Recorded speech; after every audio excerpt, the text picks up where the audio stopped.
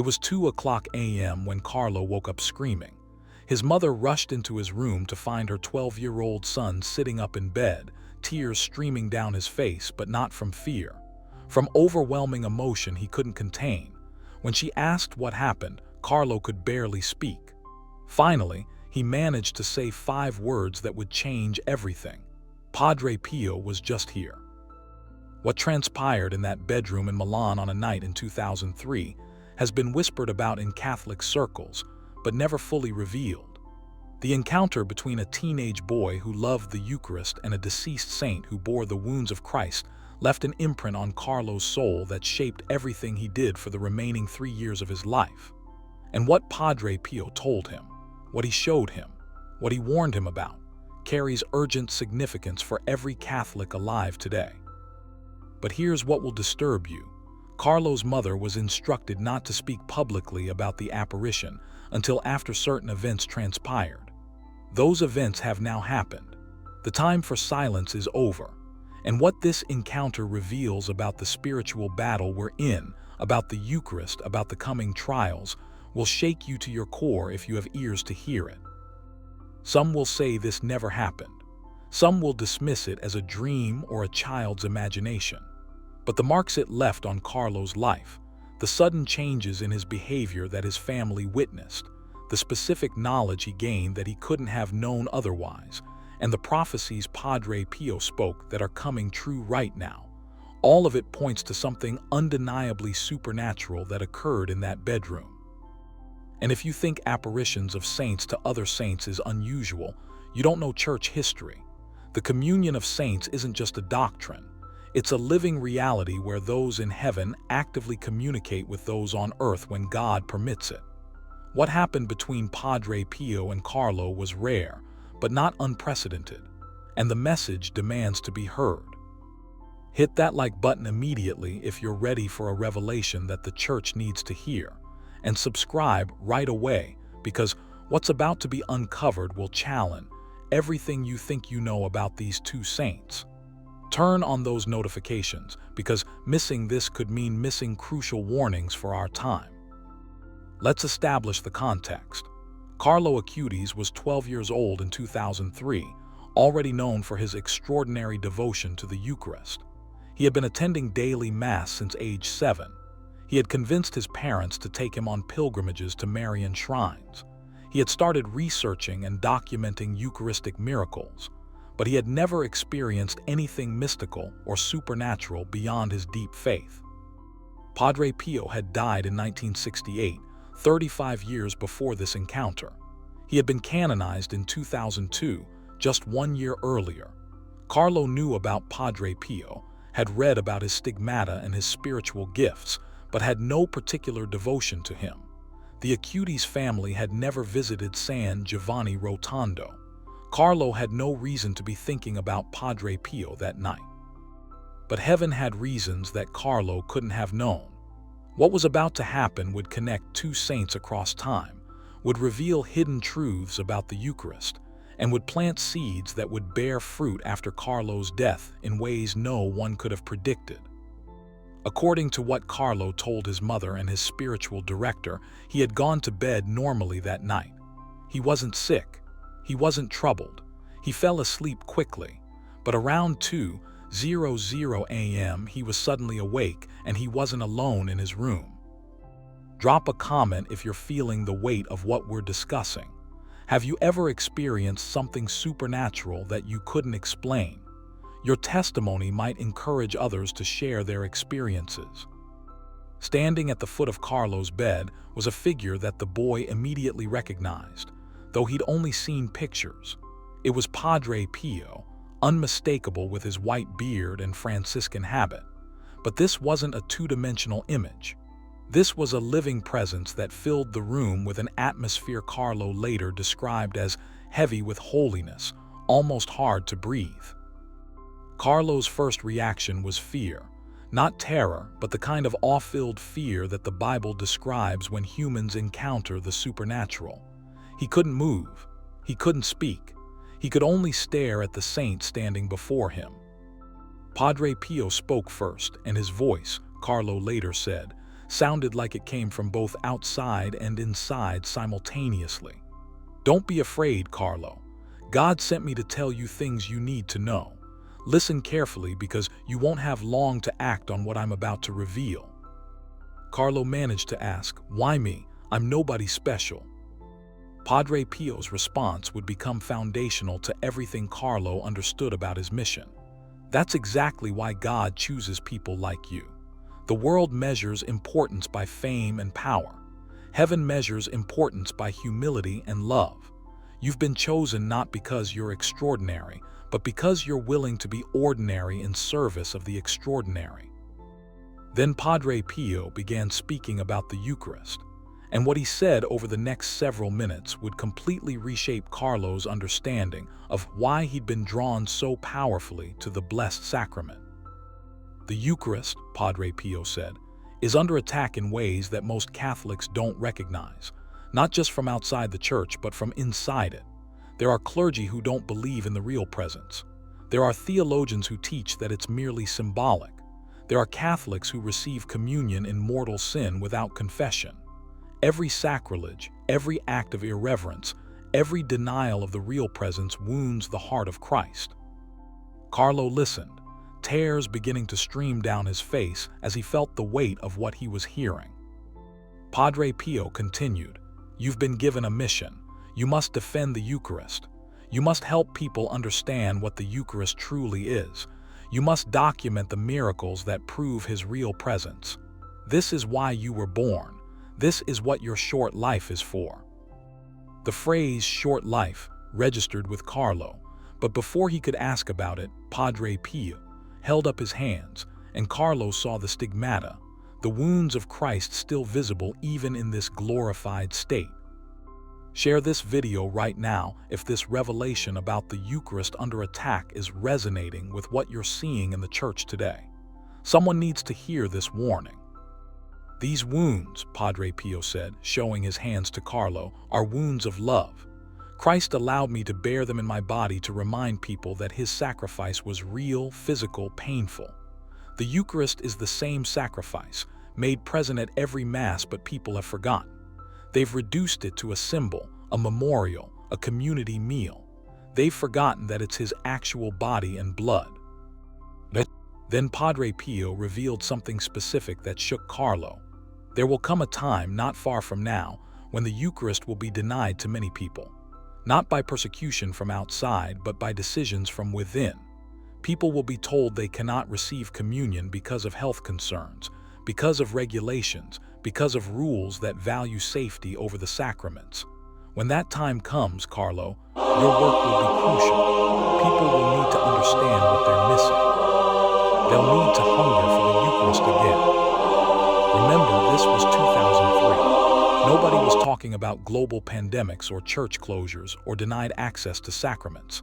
But 17 years later, exactly what Padre Pio described would happen during COVID-19.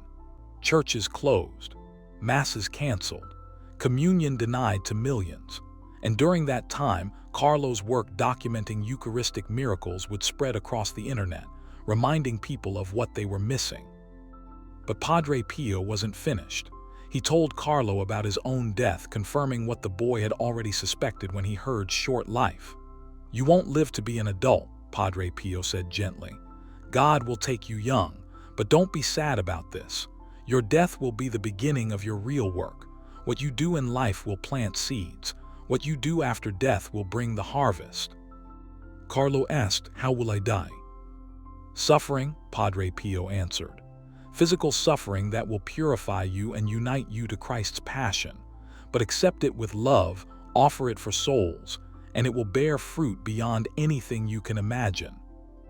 Then Padre Pio revealed something about Carlo's future that must have seemed impossible to a 12-year-old boy. "You will be beatified. You will become a saint. Young people around the world will turn to you for intercession. Your body will be preserved as a sign of God's favor.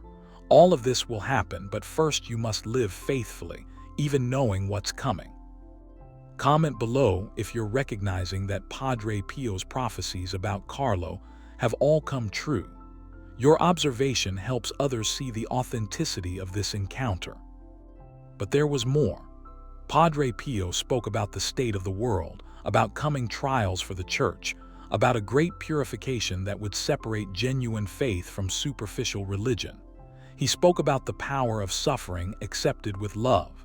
He spoke about the importance of daily Mass and frequent confession. He spoke about the Rosary as a weapon against evil. And then he gave Carlo specific instructions. Start documenting Eucharistic miracles. Create a catalog that people can access. Use the technology of your generation to spread devotion to the Eucharist.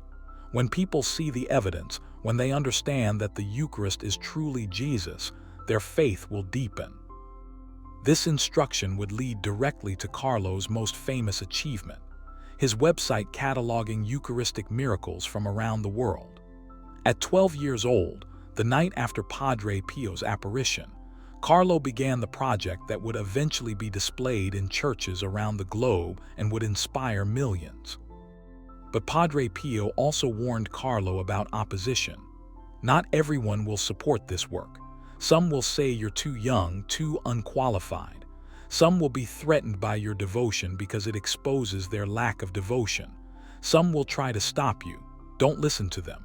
Do what God has called you to do, no matter what anyone says. As the encounter drew to a close, Padre Pio made the sign of the cross over Carlo, and the boy felt something like electricity pass through his body. I'm giving you a blessing, Padre Pio said, and with it the grace to fulfill your mission. You'll face doubts, you'll face difficulties, but remember this night. Remember that heaven is watching. Remember that you don't work alone. Then, as suddenly as he had appeared, Padre Pio was gone. Carlo was alone in his room, but the atmosphere of holiness lingered. He sat in bed crying, overwhelmed by what had happened. That's when his mother found him, drawn by his initial cry when the apparition began. If you're still watching, subscribe to this channel immediately. We reveal truths that transform how you understand faith and the spiritual world.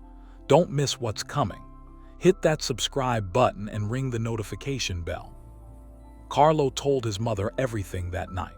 Antonia Acutis was stunned but believed her son. She had witnessed his extraordinary devotion to the Eucharist.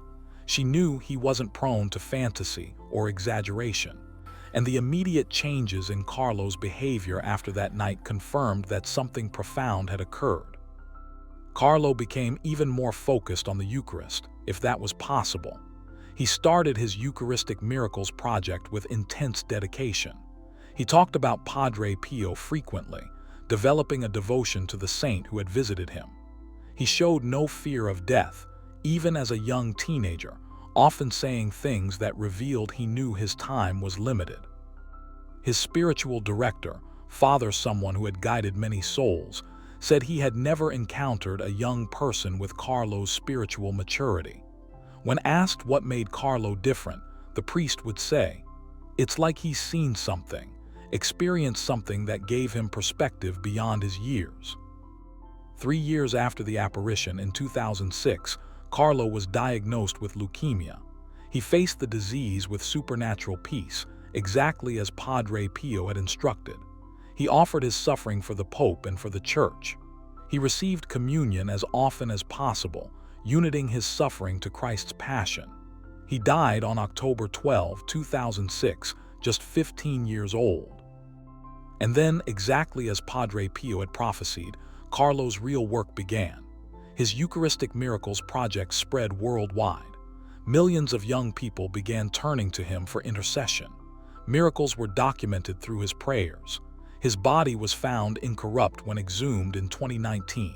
He was beatified in 2020. Everything Padre Pio told him that night in 2003 came true. But there's one element of the apparition that hasn't been fulfilled yet, and this is where the message becomes urgent for us today. Padre Pio told Carlo about a great purification coming to the church. He spoke about a time when genuine faith would be separated from false faith, when easy religion would be exposed, when Catholics would have to choose between comfort and conviction. This purification, Padre Pio said, will be painful but necessary. It will feel like the church is dying. but actually, it will be the church being purified. Hold fast to the Eucharist during this time. Those who abandon the real presence will abandon everything. Those who cling to the Eucharist will be the faithful remnant who rebuild. Are we seeing this now? Are we living through what Padre Pio warned Carlo about? The divisions in the church, the confusion about doctrine, the falling away of millions. The debates about the Eucharist itself. Could all of this be the purification that was prophesied? Like this video and share it everywhere.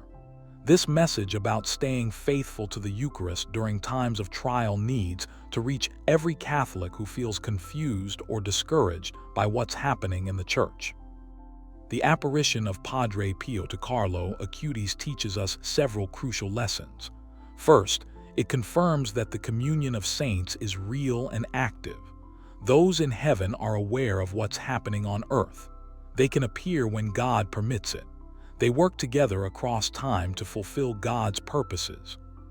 Second, it reveals that God prepares His saints for their missions through supernatural encounters when necessary. Carlo needed to know his mission, his timeline, his future. Padre Pio was sent to deliver that knowledge at exactly the right time. Third, it emphasizes that the Eucharist is the central battleground of our time. The apparition wasn't primarily about Carlo's personal sanctity. It was about equipping him to defend and promote the real presence. That mission continues through Carlo's intercession, an example today. Fourth, it demonstrates that God often chooses the young, the unlikely, the apparently unqualified for His most important work. Carlo was 12 when he received his mission. He died at 15. But his impact exceeds that of many who lived 80 years. Most importantly, this encounter between Padre Pio and Carlo reveals that heaven is deeply concerned about what's happening in the Church and the world right now. The warnings about attacks on the Eucharist, about coming trials, about the need for faithful remnant, all of this suggests we're living in times of tremendous spiritual significance. What should you do with this information? First, take the Eucharist seriously. If two saints, one appearing from heaven to warn the other, focus their message on the real presence, shouldn't that be your focus too? Attend Mass as often as possible. Receive communion worthily. Spend time in Eucharistic adoration. Let the Eucharist be the center of your spiritual life. Second, prepare for trials. Both Padre Pio and Carlo faced intense suffering and opposition. Their message suggests that faithful Catholics today should expect the same. Don't be surprised when living authentic faith becomes difficult. Don't be shocked when you face resistance. Prepare yourself spiritually for whatever comes. Third, follow Carlo's example. Document your faith. Share your testimony. Use whatever tools your generation provides to spread devotion to Jesus in the Eucharist. Carlo used websites and technology. What tools do you have access to that could spread the truth? In the comments, commit to one specific action based on what you've learned. Will you attend daily Mass this week? Will you go to Eucharistic adoration? Will you share Carlo's Eucharistic Miracles project? Write it out and create accountability. The apparition of Padre Pio to Carlo Acutis wasn't just for Carlo's benefit. It was for the whole Church. The message given to a 12-year-old boy in a bedroom in Milan in 2003 is a message for all of us in 2025. The warnings about attacks on the Eucharist are our warnings. The call to defend the real presence is our call. The mission to remain faithful during purification is our mission. Carlo fulfilled his part. He lived faithfully for 3 years after the apparition. He completed his Eucharistic Miracles project. He died young, offering his suffering for the Church. He became a saint, just as Padre Pio prophesied. His body remains incorrupt, a sign of God's favor. His intercession brings miracles around the world. Now the question is, will you fulfill your part? Will you take the message seriously? Will you defend the Eucharist? Will you remain faithful during trials? Will you help rebuild the Church through authentic devotion? Padre Pio appeared to Carlo because God had a mission for that boy. But through Carlo, Padre Pio's message reaches us today. We are the generation that must live out what Carlo was shown. We are the faithful remnant that must cling to the Eucharist when everything else is shaking. We are the ones who must choose between easy religion and authentic faith. May you have the courage Carlo had. May you have the devotion Padre Pio modeled. May you recognize that this moment, this time, this trial is exactly what you were prepared for.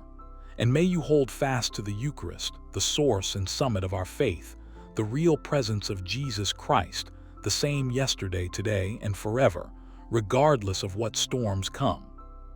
The apparition happened in 2003. Carlo died in 2006. The prophecies came true. The warnings were accurate. The mission was fulfilled. And now the message comes to you. What will you do with it? How will you respond? The saints are watching.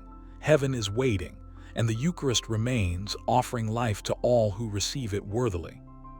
Don't let this be just another video you watched and forgot.